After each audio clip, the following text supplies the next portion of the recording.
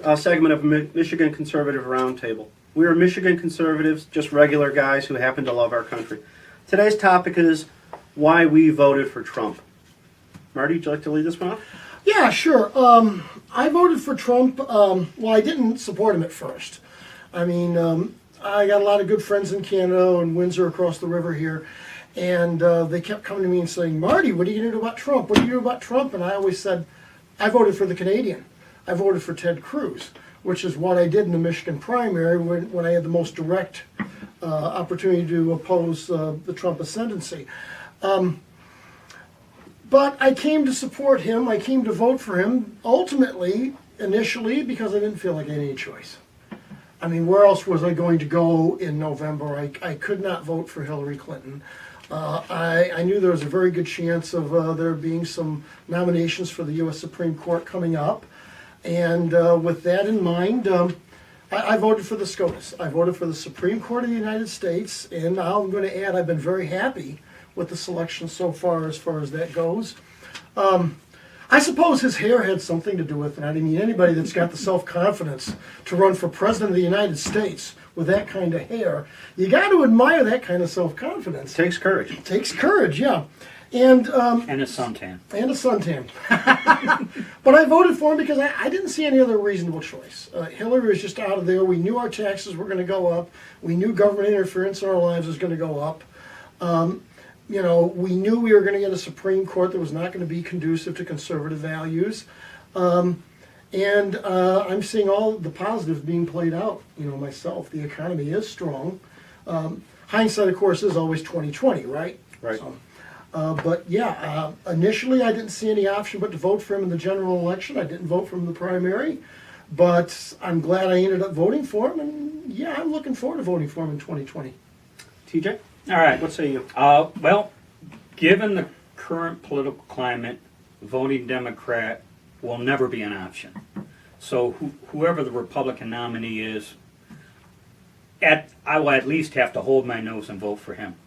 Originally, when we had the Michigan primary, I was a Ted Cruz guy.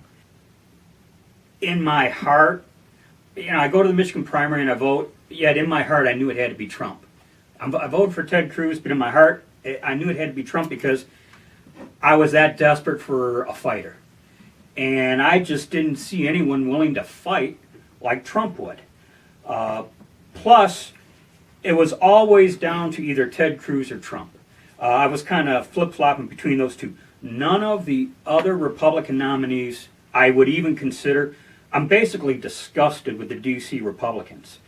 I've always said, and I've said this for years, said it to Mac and Marty many times, I always felt like the Democrats were out to destroy me and the Republicans were content to look the other way. Back when Herman Cain, and we're going back an election cycle, I believe, Yes. I will always suspect that the D.C. establishment Republicans submarined Herman Cain. I kind of like the guy. I can't prove it. It's just a gut feeling, just a theory. But I think the D.C. Republican establishment submarined Herman Cain. And that's not sitting too well with me. I think they Kavanaugh'd him is what they did to him. And so, you know, so when it was Ted Cruz or Trump, and I didn't even consider the rest of the field. You know, rhinos.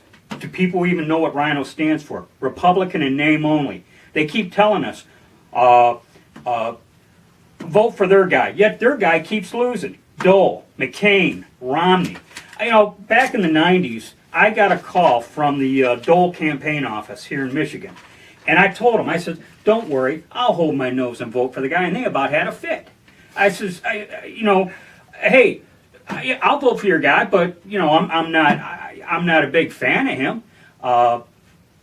You know, I just kept feeling like the D.C. Republicans would say time and time and time again, vote for our guy, take one for the team. Now Trump comes along, and well, now you got all these never Trumpers who in the past would tell us vote for their guy, and it just fires me up. It just fires me up. I'll stop and let you guys go. Well, they've stopped calling me at this point because I blister their ears every time they do. I voted for Ted Cruz in the primary as well. I like the fact that he was a constitutional conservative. The guy knows the Constitution inside out. I thought he would make excellent choices for the Supreme Court. I wasn't convinced, like yourself, that he was electable. I think he started out trying most to appeal to evangelicals, which is automatically going to shift everyone away. I don't think you can appeal to just one group of people so strongly as he did. But for me, the reason I voted for Trump was almost solely on the Supreme Court picks. I'm looking at it, we had lost Antonin Scalia, and there was a whole fiasco about the Biden rule. But I'm looking at the ages of these people, and I'm thinking he could make as many as 4 picks if he gets elected, or she could make as many as 4 picks. When you consider if she got 4 picks, along with Kagan and Sotomayor, who are young, that court is going to be lost for the next 40 years. And they are just going to, anything that they can't get through the executive orders or the legislature, they were just going to run through the courts and get it done there. You got Breyer, who's 81 now, Ginsburg, who may or may not be alive, depending on who you want to listen to. And I would have thought that was ridiculous years ago, that she might be dead and they would hide it through the end of the year. I would have laughed my brains off at such a ridiculous idea, but now I'm not so sure anymore. After some of the things they've said and done, I'm not too sure that couldn't be the case. So, with the Supreme Court, one decision in particular came to my mind, and that was the District of Columbia versus Heller, a 2008 case that was ruled on 5-4, and it ruled the 1975 Firearms Control Act unconstitutional. The long and the short of it is do you as an individual have a right to own a firearm for any reason other than being a law enforcement officer or in the military? And as you know, in the military, you really don't own your weapon. They own your weapon. No, it's in the arms room all the time. Right, so it's Even not... if you had a privately owned firearm, they made you keep it in the arms room. So it's not yours, really, at that point. So that case, 5-4, easily, they only need one pick to flip that case, and now they're going to have a reason to lawfully confiscate every gun in this country, leaving us vulnerable to... I hear in Atlanta there are 40,000 gang members in Atlanta. They're running that city. Yeah. And it's bad in Chicago, Los Angeles, San Francisco. Well, the snowplows worked as hard as they could in Chicago so they could get back to murdering. Yeah, that's right. You know, it's... So, can't go a day without a murder. Yeah, yeah. One of the things that I've been pleasantly pleased with the president is how he has shown a light on the Democrats and quite a few Republicans as to what they really are. I mean, I was sickened by Murkowski and Flake during the Kavanaugh hearings. That guy Flake always looked like someone just stole his lunch money. It made me sick. And I let him know. And I would encourage you people at home, look these people up on the internet, get their addresses and emails, and let them know what you're thinking, and just don't stop doing that. I was always irritated, even more so now than ever before. You have so many of the Republicans, they don't have the will to fight. And we're going to go back to just last year's election. Yeah, absolutely. No will to fight. Last year's elections, we had, I want to say, 45 House of Representatives, Republican House of Representatives retired. They retired because they just assumed they weren't going to win, and because they weren't going to win, they didn't want to stick around. If those 45 had not retired, fought it out, and won the majority of those seats, we'd be looking at a Republican House right now and not a Democrat House. They became their own self-fulfilled prophecy. So I say that because that's why I voted for Trump, because I wanted a fighter. I needed the insanity to stop. I've heard it said, evangelicals said on the radio once, they didn't vote for Trump to be their savior. They needed a bodyguard. And that was the word they used. They needed a bodyguard. And you know what? Then you say, well, who's he going to guard him against? Well, take a guess. Yeah. I'll tell you something, backtracking a little bit to the whole early Trump thing, something that impressed me, and I don't think I've even said this to you fellas, but what got me thinking in February, March, April 2016 that Trump maybe really had a chance were the positive attitude and the positive vibes of the early Trump supporters. I mean, I still remember talking to a good friend of mine. You wouldn't know him, so there's no point in me naming him anyway, right? That how positive he was about Trump and the change he could affect. And whenever we had this conversation, like I said, about 6 months before the general election, I remember listening to the guy and thinking, wow, I understand where you're coming from. I understand the point you're trying to make. And it was all about this very positive feeling they had about the difference Trump could make in this country. You know, and I think that's one of the first things that got me thinking, okay, maybe this won't be so bad. I do believe the president could stand a better filter, to be totally honest with you. I agree. I do He's believe done this- things that made me cringe, I will Yeah, confess. sometimes I get the impression he's being contradictory or he's just stirring the pot just to stir the pot, and I'm not sure that even that's productive. But I'll tell you this much. This is one of the things that really has our progressive friends up in arms is the whole Supreme Court thing. And I think they see the writing on the wall that they're going to get what they give. Instead of going and getting things through the legislative process, which is what they should have been doing all along, they started defaulting to the courts 40, 50, 60 years ago. Not always wrongly. We'd have to take it on a case-by-case basis, I think, to really, Right. to really analyze it thoroughly. Because there is bad law. There is bad law, exactly. And the Constitution is there so that we know what is not constitutional.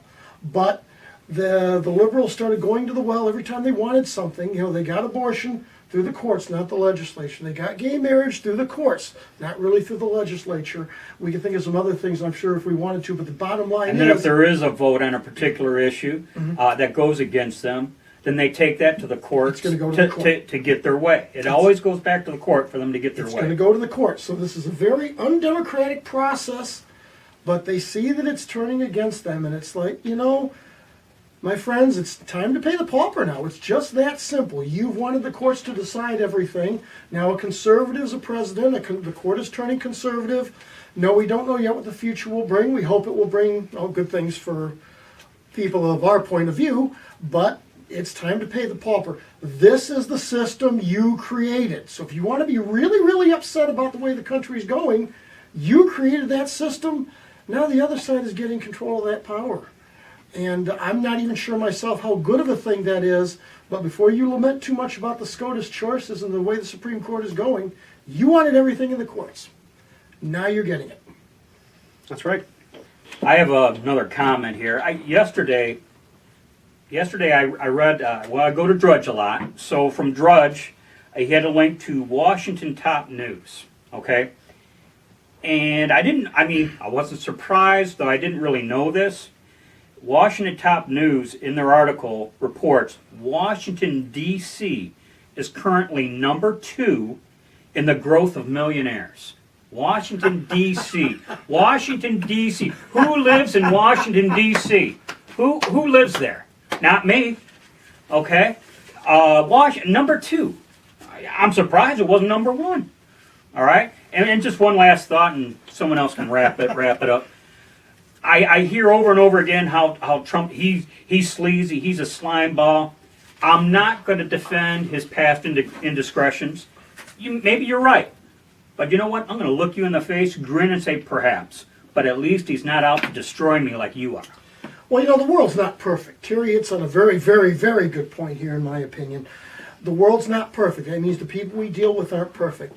You know what that means? That means we got to deal with the devil.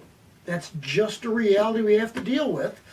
And I don't see how we're going to get around it. Are there things about Trump's personal life I don't like? Yes, there are. I mentioned a minute ago about, the tweets going out there without the proper filter. That's a problem. But, at the end of the day, no matter who you deal with, you're going to be getting these bad things. Everyone's got baggage. I just keep going back to I need this insanity to stop. I need the insanity to stop. And that's why I pulled the lever for him, Well, I don't think any of us really had a choice. We couldn't. She's a criminal. She goes untouched.